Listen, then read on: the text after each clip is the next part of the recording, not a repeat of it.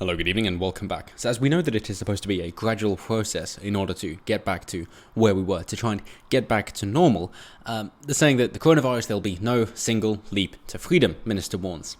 And his suggestions seem to be ignoring the idea that if you're kept in a car, then of course you're social distancing very well, and instead suggesting, well, people should be walking and cycling, and yes, they might be overtaking people and getting a heck of a lot closer if they're walking or cycling, but that's okay, because they're taking up less space individually. I mean, sure, if you wish to push your green agenda, if you will, if you wish to say that as conservatives we wish to conserve air and wildlife, in which case, fair enough, I understand. But I think trying to suggest that, it's better to say that you should walk or cycle is very, very misleading. If you're trying to use this pandemic and saying, don't let a good crisis go unused, then it's very, very misleading. Although, of course, I do agree that it's good to have a push for cycling and walking to work if possible. If the biggest risk is obesity, and that is a huge risk not just for coronavirus but also other illnesses, then yes, very good. I agree, get people to exercise more, and if you can do it as a regular part of your day instead of setting an assigned time, then that is ideal. Walking, running, cycling to work, whatever it might be, that is definitely fantastic. No qualms about that whatsoever. On top of that, of course, you get the sunshine and the vitamin D, you get more fresh air, and that is also better for you, not just for coronavirus, but also for other things.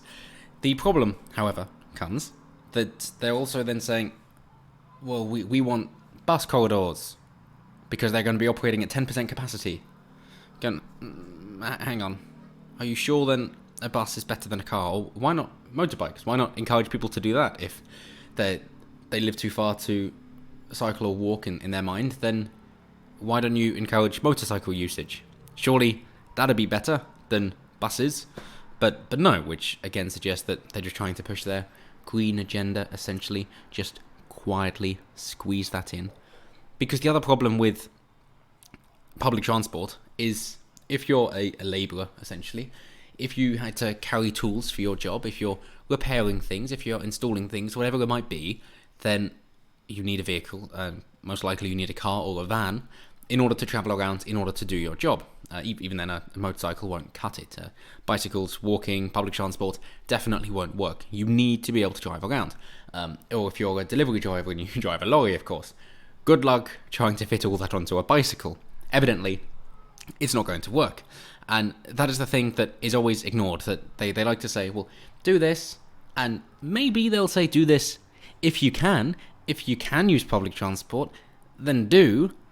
But at the same time, it's like, well, yeah, but you're suggesting that it's like if we want to, but it's actually a thing if we really can't, if we're supposed to do our job. If you actually want the country to be working properly, if you actually want things to be running, if you want to have fresh water, if you want electricity, if you want your shelves stocked, then afraid not. We're going to have to be driving bigger vehicles because we're actually responsible for keeping things going, and you might have ignored that.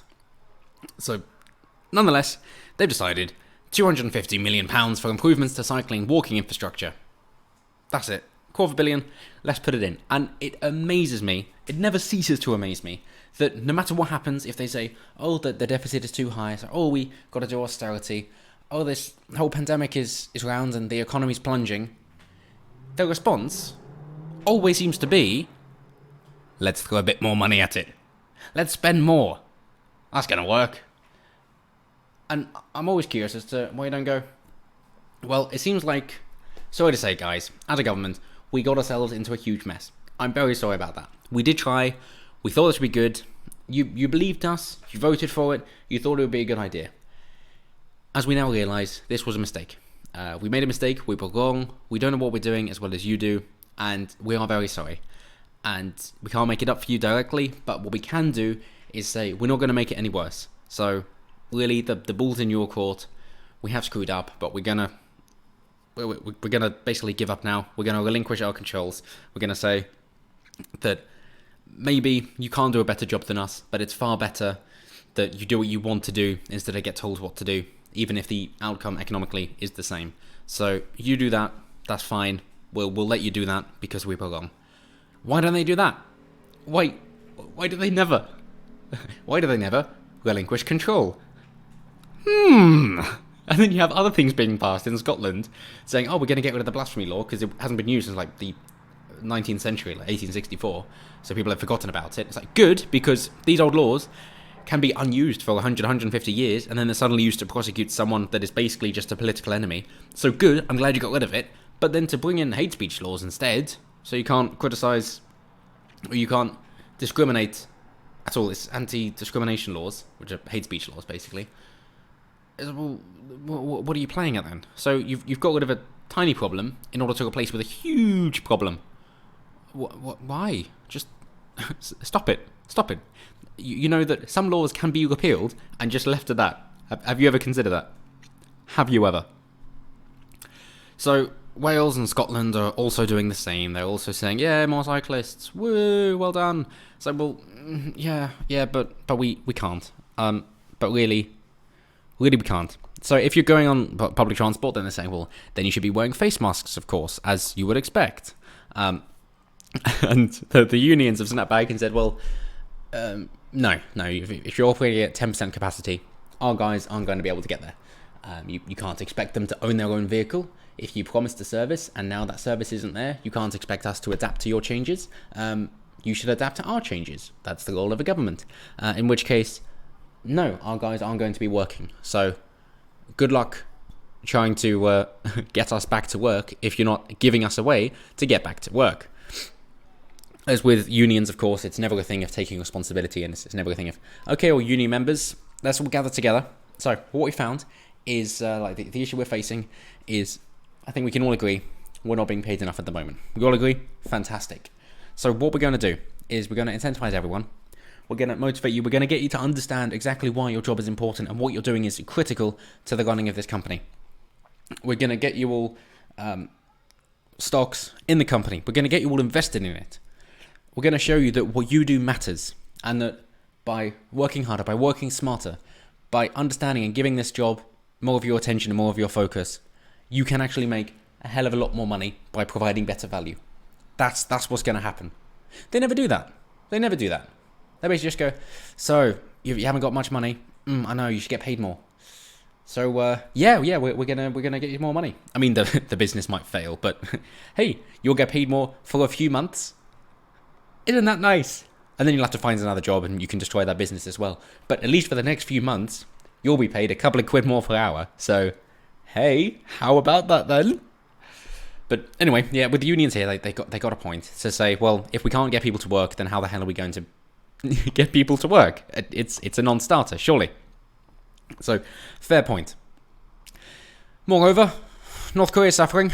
Oh, of course they are. And so China's offering to help them because China is the only one that helps out North Korea, and they need them as the little rebellious younger brother to just antagonize the rest of the developed world, to keep eyes off of China and what China are doing, because China knows that North Korea is the main enemy.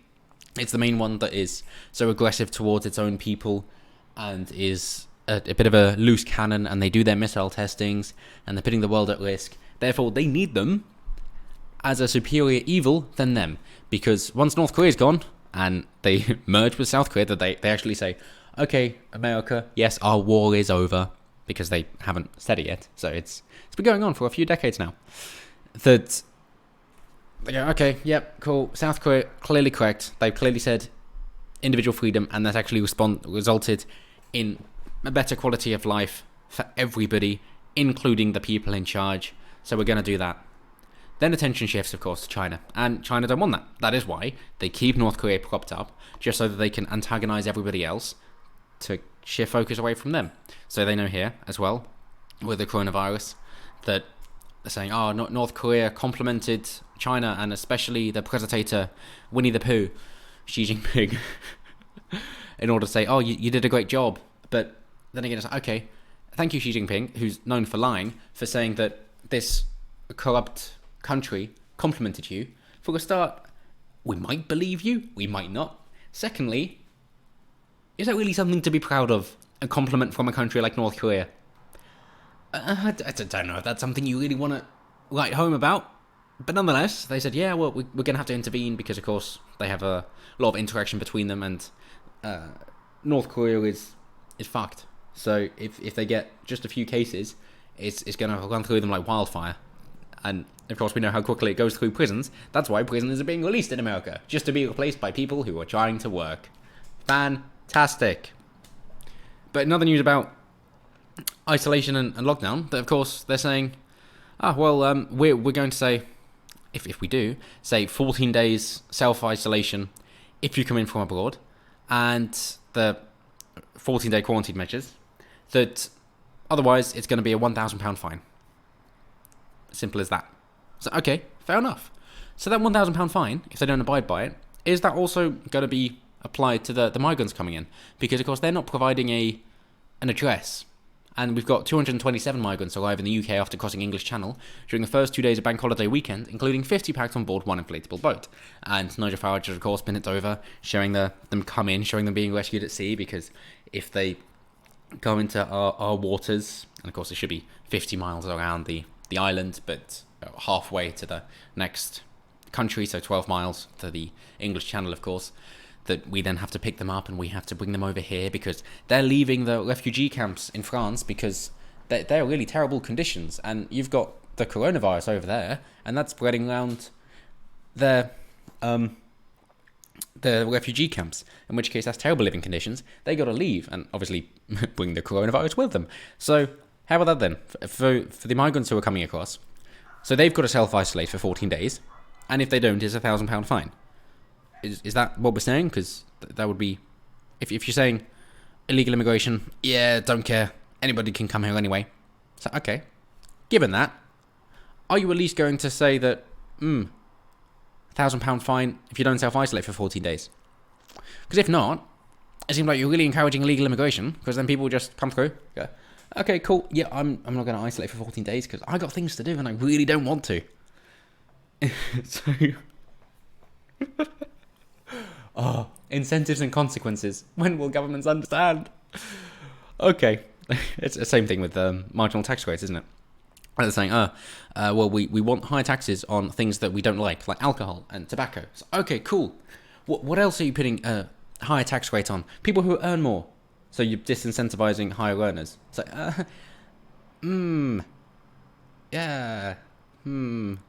So, oh no, we can't have that because otherwise if we put those policies in, then we're basically just a party of the wealthy, and what's the good in that? It's like, oh, so you mean that in order to have a good voting bloc, you need the country to be wealthy? Yeah. So, oh, I don't see the problem. I mean, come on. But no, of course they're not going to. Of course they're going to, because these words have power, and they don't like being called these bad names. Obviously not. That's why we need those hate speech laws in, don't you know? So the 145 migrants dealt with by Border Force on Friday were found aboard 8 inflatable boats between 2 a.m. and 9 a.m. The dawn raids. Just like the Vikings. This is believed to be a new single-day record after 102 were picked up on February 7th as the UK braced for Storm Kara. On top of this, they're saying, well, okay, we're going to have to invest more in our border control. Fair enough. So we're going to be patrolling France. We're going to be in their waters, because if we pick them up, they're nearer to France than England. We're going to send them back. Fair enough. It's like, hi France, just dropping by again. You got any immigrants that are trying to escape? No? No, okay, cool. No, monsieur. No, migrants. So, okay. Went slowly Japanese. Okay. Well, we found some, so they're yours again. Bye then. Back to patrol. As they say, currently migrants are escorted to British ports if they reach our maritime territory, but officials believe it would undermine people trafficking gangs if the boats are returned to the other side of the channel. The Home Secretary's plan would also see the British taxpayer funding more patrols on the French coast. It's cheaper this way than letting them in, so it's not ideal, but it has to happen. So isn't that nice? And as the Dover MP says, only when migrants and traffickers alike know that they will not succeed in breaking into Britain in this way will these dangerous journeys cease. And that's completely true. If they know that it's dangerous and they wouldn't make it on their own, but they will be picked up, of course they're going to give it a go. But if they know that they won't be picked up, or if they are picked up, they're going to be sent back, then they're not going to do it. Good point. And for everybody else, until next time, as always, have a good one.